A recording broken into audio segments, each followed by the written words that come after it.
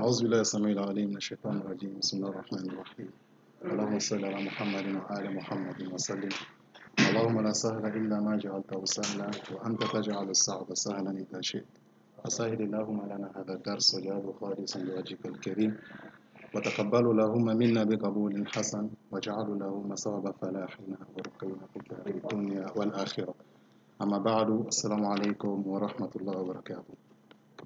Comment ça va les jeunes, ça va?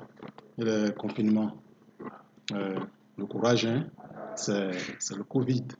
Ce sont les épreuves de Dieu. On les prend comme ça. Donc Dieu merci, l'école nous offre une opportunité de suivre les cours en ligne. Donc priez Allah que cela soit facile pour vous et pour les enseignants et pour l'école. La matière, c'est toujours la religion comparée. Vous savez qu'est-ce que veut dire, qu'est-ce qui sous-attend la religion comparée? Il s'agit de plusieurs religions. Nous allons prendre certains sujets pour comparer afin de connaître la vérité sur ce qu'Allah subhanahu wa ta'ala a révélé à ses prophètes, à ses différents prophètes. Comme introduction de cette matière, nous avons fait la définition des termes religion. Et on a vu aussi la source des sentiments religieux. On a vu également aussi la répartition, l'importance de la religion. Ensuite, la répartition des religions, des points de vue islamiques en vraie religion et en fausse religion et religion altérée.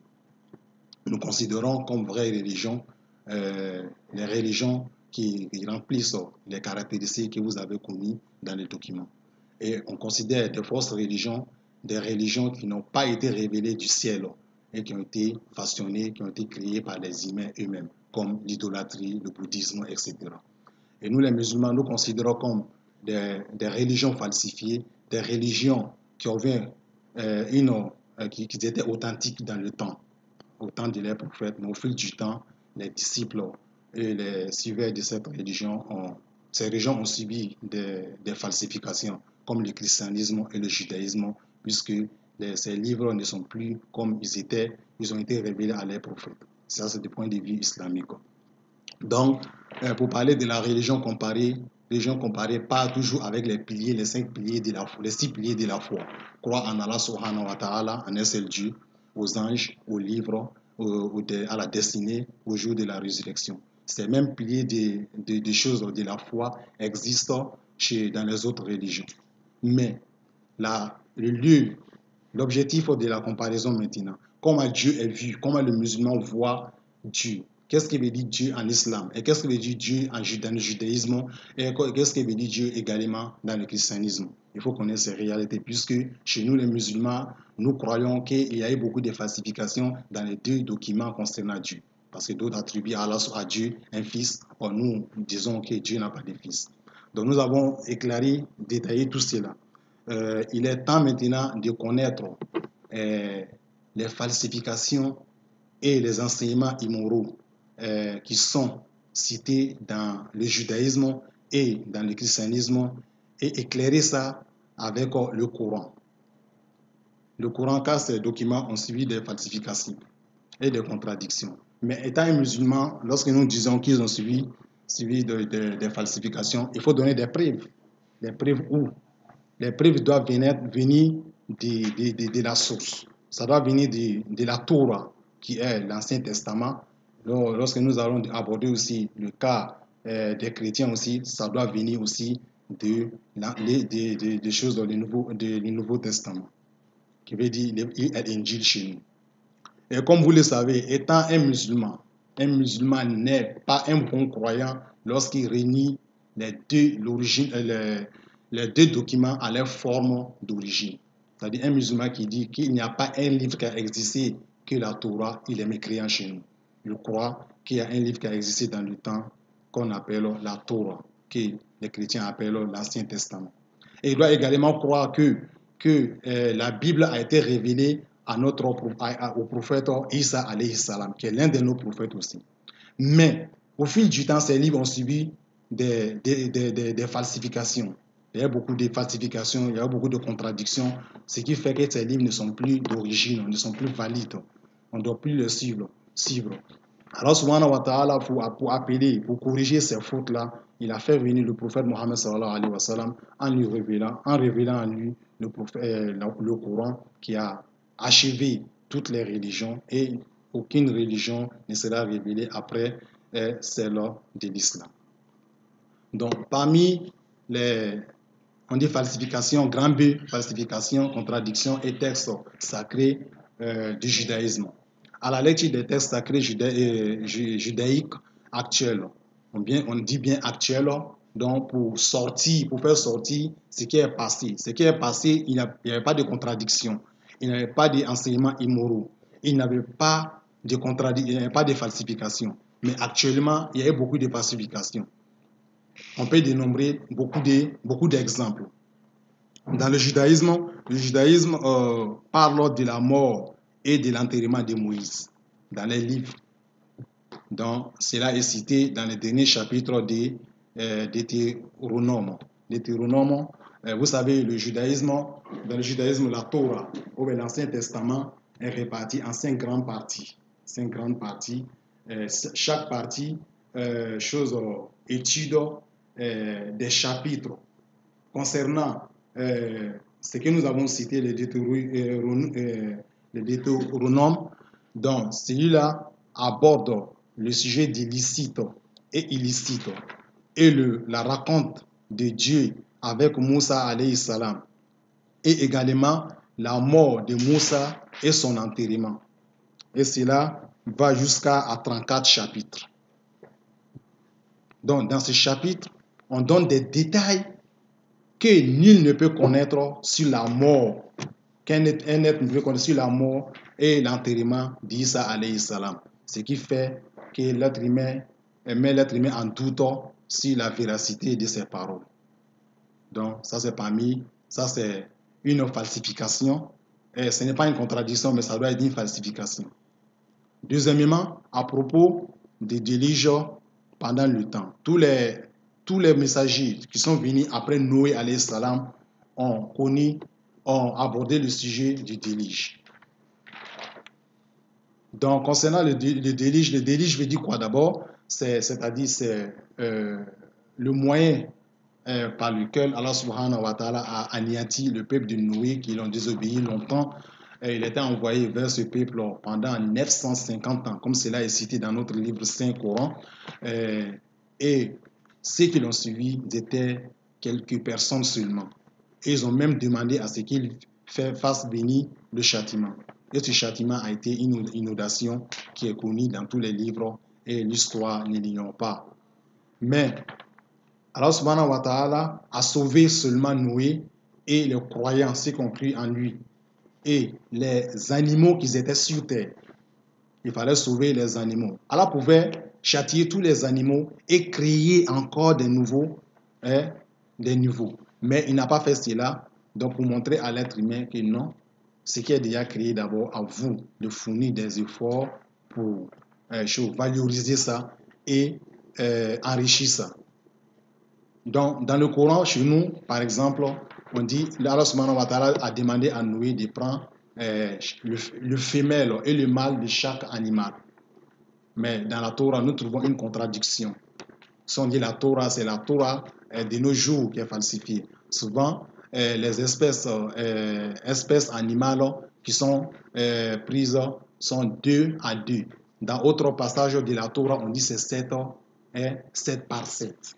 Or, dans le Coran, c'est 2, le mâle et le femelle, pour qu'ils puissent produire des générations.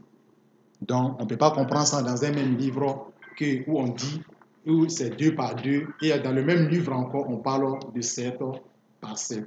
Donc, on trouve ça comme c'est une contradiction. Ça veut dire que ce livre ne vient pas de Dieu.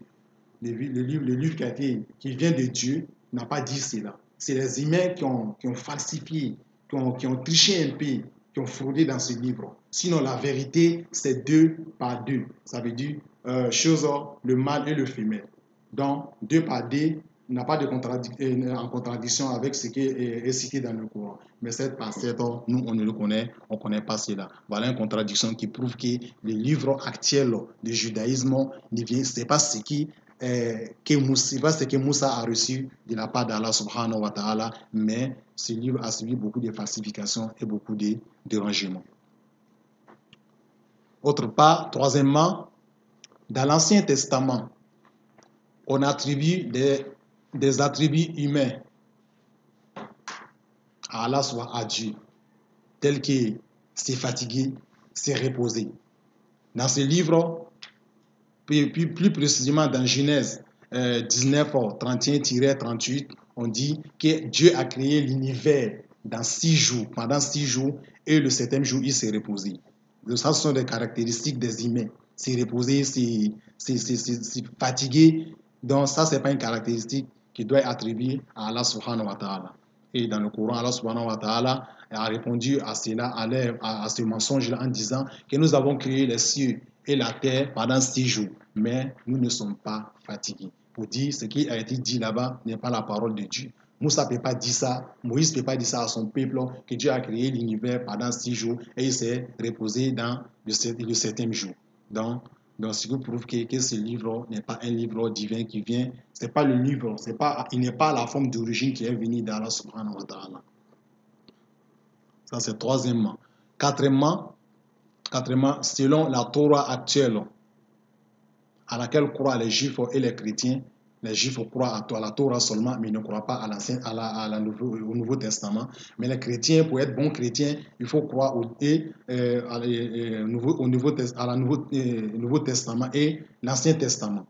Donc, ils croient que les filles de Lot, qui est l'un des prophètes d'Allah subhanahu wa ta'ala, dont le peuple pratiquait l'homosexualité, qui l'ont inventé même, qui ont été détruits par Allah subhanahu wa ta'ala, ils croient que ces filles l'ont fait boire du vin et commettre l'adultère avec leur papa.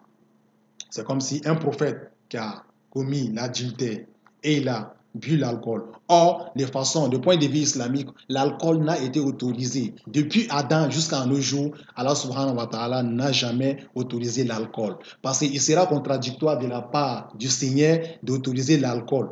Au moment qu'on dit que l'être humain a été supérieur aux autres créatures par la conscience. Or, l'alcool détruit la conscience.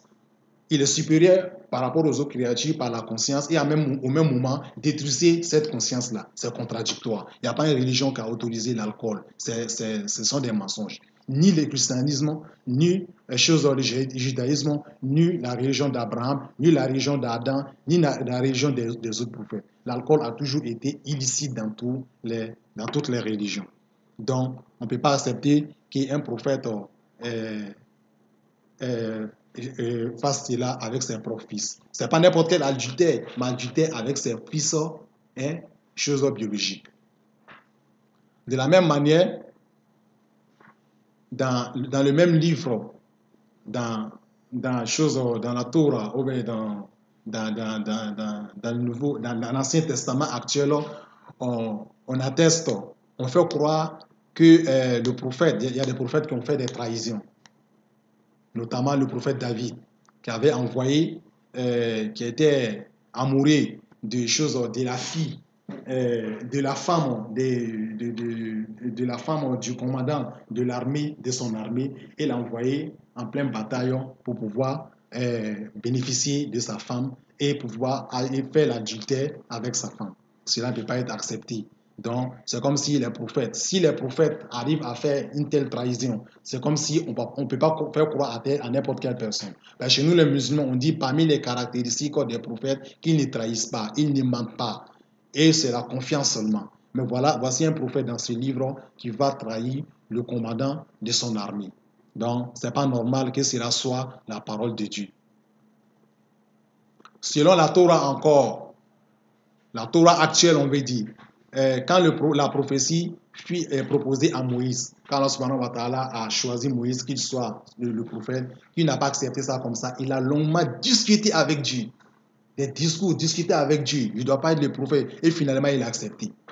Or, on sait que les prophètes d'Allah subhanahu wa ta'ala, chez nous les musulmans, ce sont des êtres créatures qui ne désobéissent pas aux ordres d'Allah subhanahu wa ta'ala. Puis ce sont des saints personnalités. Donc, 7e et 8e, dans la Torah, il est mentionné que Jacob, avec son épouse persuadait Isaac. Isaac qui est leur fils, qui était aveugle et qui se sont accaparés de son héritage et en profit de son fils, de son frère Hussein. Donc c'est comme c'est toujours une trahison de la part de Jacob qui était un prophète, qui est le père de Yusuf alayhi salam. Donc cela ne peut pas être la parole d'Allah subhanahu wa ta'ala. Il est encore mentionné que quand le beau-père de Jacob, le beau Jacob, Laban, le beau-père de Jacob, ça veut dire la femme, le père de son épouse, faisait perdre ses moutons. Jacob prit le mouton lui appartenant pour les approprier. Donc, c'est comme s'il s'accaparait d'une partie des moutons de son beau-père pour s'enrichir. Et il considère ça dans la Torah que ça a été une grâce de Dieu. La trahison de la part d'un prophète ne peut pas être acceptée. Dans plusieurs chapitres de la Torah, il est mentionné que des prophètes juifs, exemple Noé, Lot, David, Jacob, ont bu l'alcool et ils ont fait beaucoup de bêtises. Donc, si on arrive à diffamer des prophètes et les prophètes ne sont pas dits de confiance, ils trahissent, ils boivent l'alcool. Souvent, ils deviennent inconscients. Parce que quand on boit l'alcool, on devient inconscient. On n'a pas la conscience. Donc, quand est-ce qu'on va les croire? C'est comme s'il n'a pas existé, il n'y a pas une religion valide qui a existé. Notamment parlant de David et de Jacob et parlant de Noé. Et le Noé même qui est venu après le deuxième prophète qui était Idriss alayhi salam, qui est l'un des fils de la troisième génération d'Adam alayhi salam. Ce sont des choses qu'on ne peut pas accepter. Ce type de contradiction et enseignements moraux prouvent que les livres ne peuvent être un produit de la révélation, impossible. Mais ce sont des falsifications qui sont venues de la part des humains. Donc, Allah nous accorde la bonne compréhension.